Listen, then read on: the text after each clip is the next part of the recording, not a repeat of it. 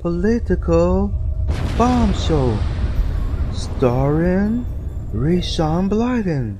Welcome to Political Bomb Show. I'm your host, Rayshawn Blyden. If you'd like to sound off, give us a call, 858-233-9337, 858-233-9337, or visit our website at politicalbombshow.zzl.org, politicalbombshow.zzl.org. How many of y'all watched the Republican debate for the presidential nomination?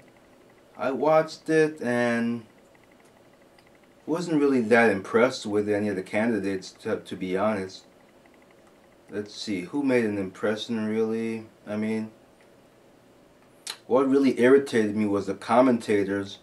The type of questions they were asking was just ridiculous. I mean, asking Bachmann if she would be submissive to her husband if she was president. I just feel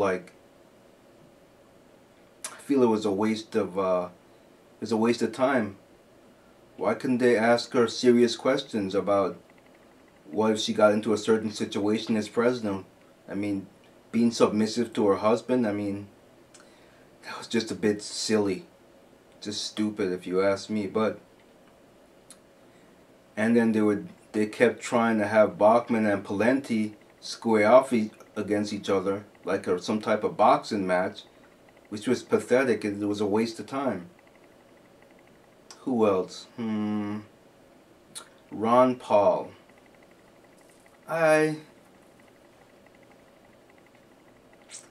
What could I say about Ron Paul?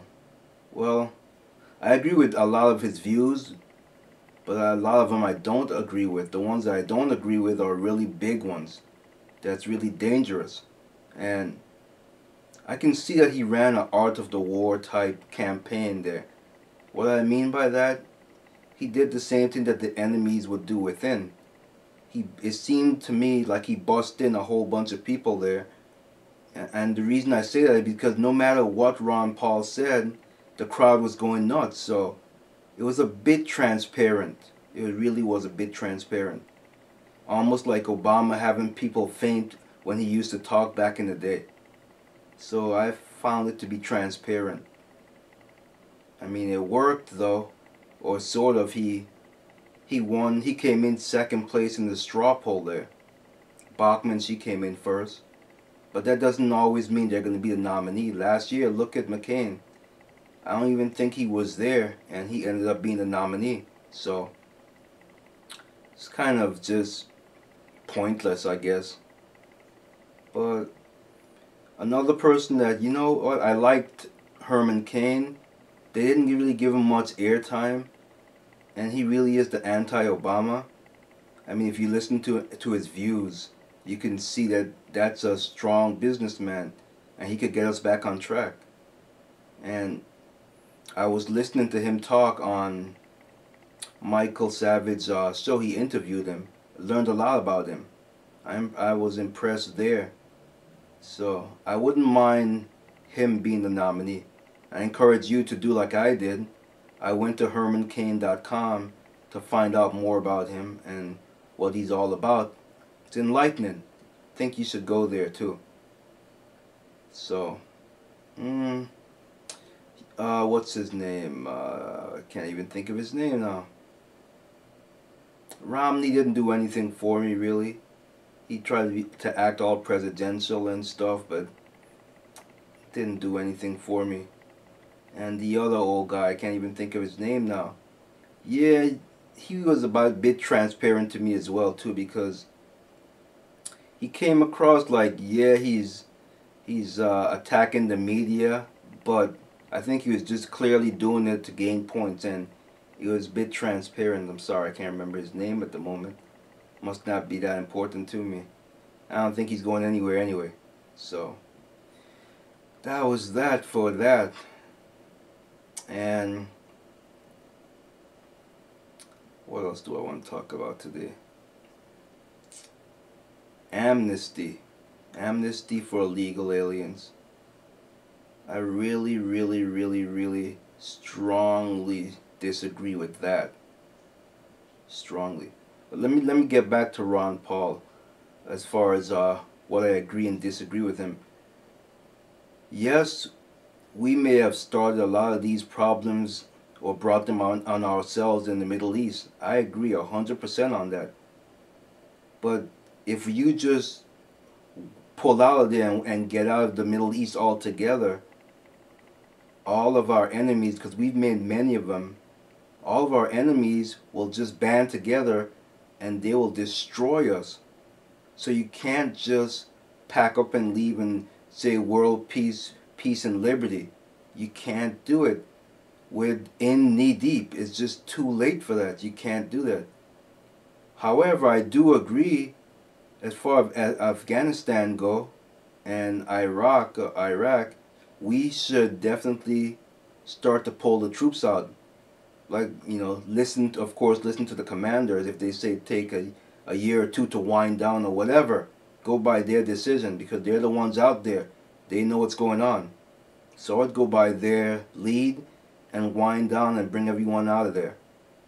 But as far as getting out of the Middle East altogether, that's not a good idea. I think once we do leave, we need to set up shop like a embassy, American embassy. You have to stay there because, believe me, we just made too many enemies, and there's just no way you could just pack up and go home. So that's a fundamental difference between you as a libertarian and me as a conservative. I just don't think that I don't think I would just leave the Middle East. It's just too late. Yes, I agree we brought a lot of problems on ourselves, but you can't just pack up and leave. It's too late now. We'd be slaughtered over here. So you have to, if you could change your view somewhat on that, I'd be all for you. But that's just too dangerous. Everything else I agree with you with what you're saying, but as far as that, that's a big one, and I just cannot confirm to that. I cannot agree with that. So we'll have to disagree to disagree on that one, or agree to disagree on that one rather. Amnesty for illegal aliens. Obviously, anyone with a brain in their head know that that's the Democrat way of giving illegal aliens the right to vote. And who are they going to vote for? I think I said this before. It's just like all these people on welfare. If you're supplying them with food and money, who do you think they're going to vote for? Of course they're going to keep voting for you because you keep giving them free food and free money. Well, the same thing with the illegal aliens. If you give them amnesty, obviously they're going to vote for you, and that's what the Democrats want. They're so damn corruptive, I swear. Can't stand them. So that's my take on those illegal immigrants. Something else that really bothered me last week, and it's really a shame that the mainstream media didn't pick up on it, and for obvious reasons that they didn't pick up on it. How many of you knew about Milwaukee? The so-called Attorney General called it a no-hate crime. Many black teens were beaten up on white folks, and they said it's not a hate crime. In all honesty, could you say that if his roles were reversed and it was a bunch of white teens beating up on blacks, that it wouldn't be considered a hate crime? Why is it different? Different set of rules for the black folks. I don't want special treatment. We shouldn't have special treatment. Yes, there was slavery and all these things, and we needed, certain things to be equal, but those days are gone.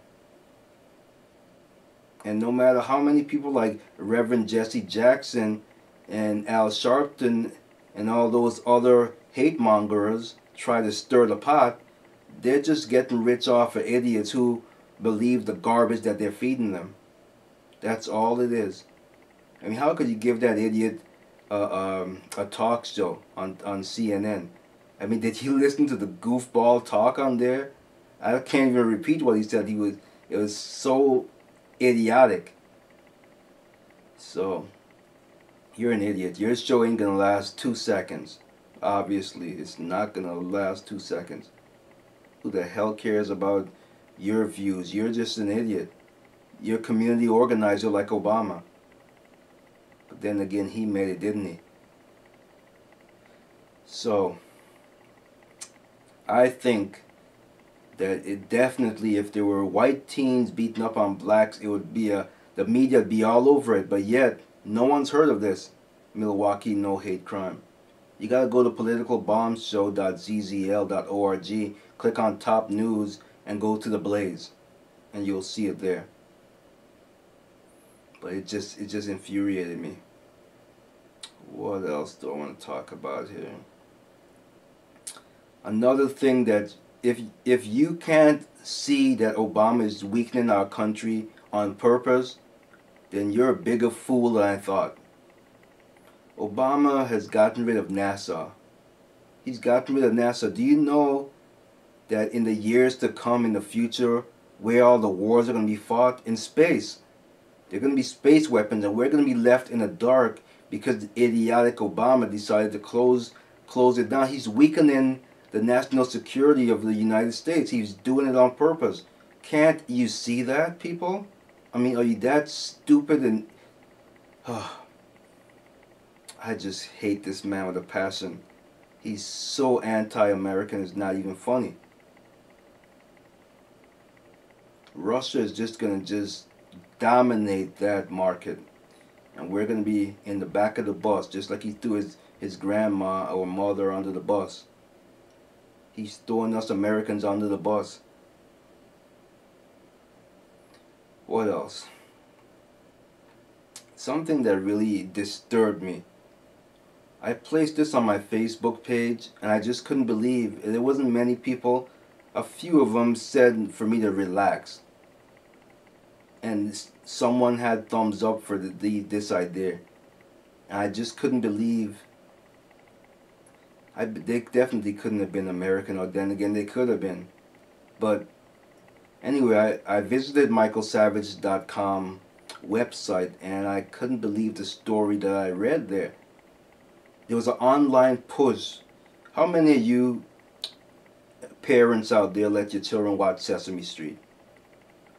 Well, if you do, there's two characters on there, Ernie and Bert. And there's a big online push for Ernie and Bert. They're two males, by the way.